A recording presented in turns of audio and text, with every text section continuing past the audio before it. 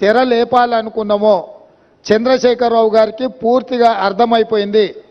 తను ముఖ్యమంత్రిగా ఉన్నప్పుడు పాల్పడిన వేల కోట్ల రూపాయల దోపిడీకి సంబంధించి విజిలెన్స్ అండ్ ఎన్ఫోర్స్మెంట్ ఎన్డీఏసీఐ ఇచ్చిన నివేదికల మీద చర్చ జరిగితే తన బండారం అంతా బయటపడి ప్రజల ముందు అవినీతిపరుడుగా, దోపిడీదారుడుగా, దోషిగా నిలబడాల్సి వస్తుందని వ్యూహాత్మకంగా కృష్ణానది జలాలను, కృష్ణానది మీద ఉన్న ప్రాజెక్టులను కేఆర్ఎంబీకి అప్పజెప్పినరు అని కాంగ్రెస్ మీద ఎదురుదాడి చేసి నల్గొండ జిల్లాలో ఒక సభను పెట్టి ఆ సభ ద్వారా కాంగ్రెస్ మీద ఎదురుదాడి చేయాలన్న ఆలోచనతోటి ఈరోజు నల్గొండలో సభ పెట్టారు.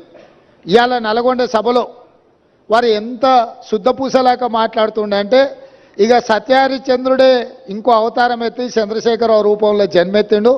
ఈ సత్యహరిశ్చంద్రుడి శీలాన్ని మీరు శంకిస్తారా? చావు నోట్లో తలబెట్టి నేను తెలంగాణ సాధించిన అని మళ్ళీ 1,01,000 అబద్ధం చెప్పిండు. ఇప్పటి వరకు 1,00,000 సార్లు చెప్పిండు అబద్ధం, సావు నోట్లో తలబెట్టి తెలంగాణ తెచ్చినా అని. ఎన్నిసార్లు బిచ్చమెత్తుకుంటావా సావు నోట్లో తలబెట్టినా అని? 2 సార్లు ముఖ్యమంత్రి పదవి ఇచ్చారు. 10 సంవత్సరాలు ఈ రాష్ట్రాన్ని పట్టి పీడించినావు, దోసుకున్నావు. ఇంకా కూడా సావు నోట్ల తలకాయ పెట్టినా, సావు నోట్ల తలకాయ పెట్టినా అని మాటలు చెప్తున్నావు. సావు నోట్ల తలకాయ పెట్టిన చంద్రశేఖరరావు శాసనసభలో నీ అవినీతి మీద చర్చ పెడితే నువ్వు నిజంగా సత్యహరిశ్చంద్రునివే, సత్యహరిశ్చంద్రునికి మరో జన్మని ఎత్తినోడు అయితే అక్కడ వచ్చి కూర్చొని మాట్లాడేది ఉండే. మేమేమడిగినాము? అయ్యా కృష్ణానది జలాల మీద శాసనసభలో ఏకగ్రీవ తీర్మానం చేసి కేంద్ర ప్రభుత్వం ప్రాజెక్టుల స్వాధీనానికి చేస్తున్న ప్రయత్నాన్ని అందరము తీర్మానం పాస్ చేసి కేంద్ర ప్రభుత్వ విధానాలను వ్యతిరేకిద్దాం రమ్మని మేము అడిగినాం. మీరు రాలేదు.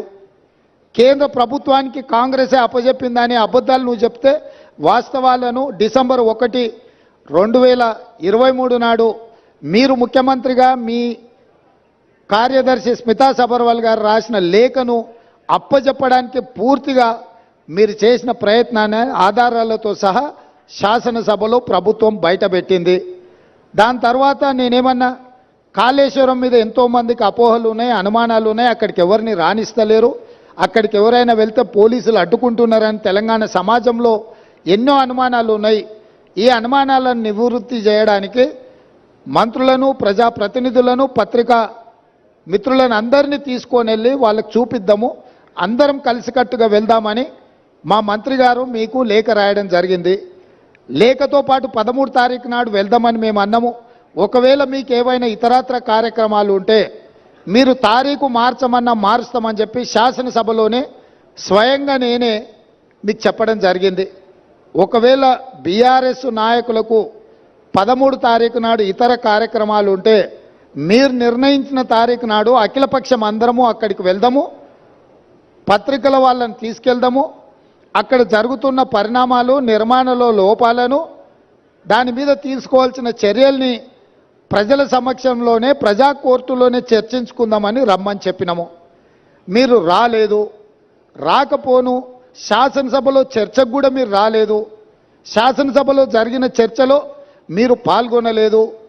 శాసనసభకే మీరు రావడానికి కాలు విరిగిందనే ఒక నెపాన్ని అడ్డం పెట్టుకున్నారు. కాలు ఇరిగిన చంద్రశేఖరరావు ఈరోజు నల్గొండకు పోయిండు. నేను అడుగుతున్నాయా, శాసనసభ దగ్గరుందా, నల్గొండ జిల్లా దగ్గరుందా? నల్గొండకి వెళ్ళి బహిరంగ సభలో సానుభూతి పొందాలనే ప్రయత్నం చేస్తున్నాడు చంద్రశేఖరరావు. సానుభూతి పొందడానికి మీరు దవాఖానలు ఉన్నప్పుడు మేమందరం వచ్చినాం, సానుభూతి చూపించినాం. సానుభూతి చూపించాల్సిన సందర్భంలో ప్రజలు కానీ ప్రతిపక్షాలు కానీ మేమందరం సానుభూతి చూపించినాం. ఈరోజు కేవలం కాళేశ్వరం అవినీతి మీద చర్చ జరగకుండా, కాళేశ్వరంలో మీ దోపిడీని ప్రజల దృష్టిలో పడకుండా ఉండడానికే ఈరోజు మీరు నల్గొండ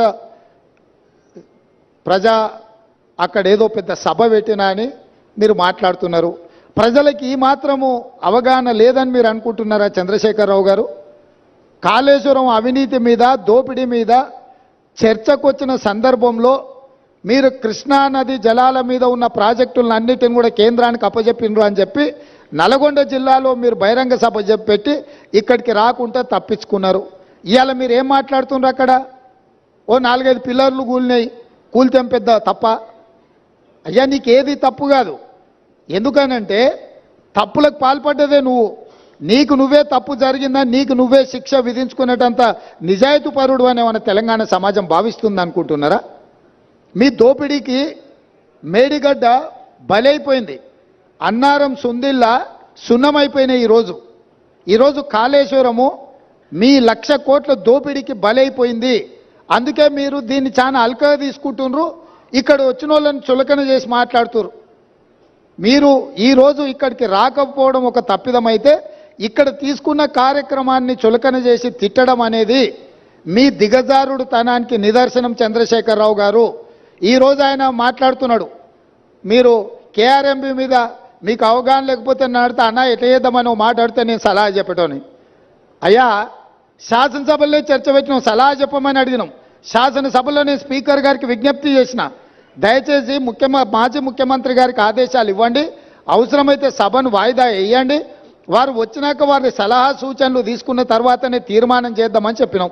ఉత్తమ్ కుమార్ రెడ్డి గారు పెట్టిన తీర్మానంలో లోపాలు ఉన్నాయి, అది కూడా చక్కగా లేదన్నాడు. చక్కలేని తీర్మానానికి నీ అల్లుడు స్వాతిముత్యం ఎట్లా మద్దతు ఇచ్చింది ఏకగ్రీవంగానే? అందుకే 4 సార్లు అడిగిన. శాసనసభలో మీరందరూ చూశారు కదా మీడియా మిత్రులు, ఉత్తమ్ కుమార్ రెడ్డి గారు ఈ ప్రాతిపదికన తీర్మానాలు పెట్టినరు. దీనికి టీఆర్ఎస్ పార్టీ వైఖరి ఏందో స్పష్టంగా చెప్పండి అని అంటే, హరీష్ రావు గారు మాజీ సాగునీటి పారుదల శాఖ మంత్రిగా, కేసీఆర్ కుటుంబ సభ్యుడిగా స్పష్టంగా ఈ తీర్మానానికి సంపూర్ణమైన మద్దతు పలుకుతున్నా అని చెప్పిండు. అప్పుడే నేను లేచి ఏం చెప్పినా, వీళ్ళు మాట్లాడేదానికి ఏం విలువలేదా చంద్రశేఖరరావు, ఇవి విలువలేని మాటలను కొట్టిపడేస్తాడు, ఆయననే యజమాని, ఆయన ఓనర్, ఆయన వచ్చి చెప్తే తప్ప దీంట్లో విషయం లేదని నేను చెప్పిన. ఇవాళ సరిగ్గా నల్గొండలో అదే మాట్లాడండి. ఏం తీర్మానమే దిక్కుమాలిన తీర్మానం, దాంట్లో ఏమైనా విషయం ఉందా? అదో పనికిమాలిన తీర్మానం, ఆ తీర్మానానికి వీళ్ళందరూ మద్దతు అని. మరి ఒకవేళ తీర్మానంలో లోపాలు ఉంటే మీరు వచ్చి సవరించేది ఉండే. లేదు, మీ ప్రతినిధిగా మాట్లాడిన హరీష్ రావు గారు ఇది తప్పు, ఈ తీర్మానంలో లోపాలు ఉన్నాయి, దీన్ని సవరిస్తున్నామని తీర్మానం సవరించి ప్రతిపాదించేది ఉండే. నేను చెప్పింది చెప్పినట్టుగా హరీష్ రావు గారు లాంటి వాళ్ళకి ఆ పార్టీలో విలువ లేదు, వాళ్ళ మాటల పట్ల విశ్వాసం లేదు. అందుకే చంద్రశేఖర్ రావాలని మేము అడిగి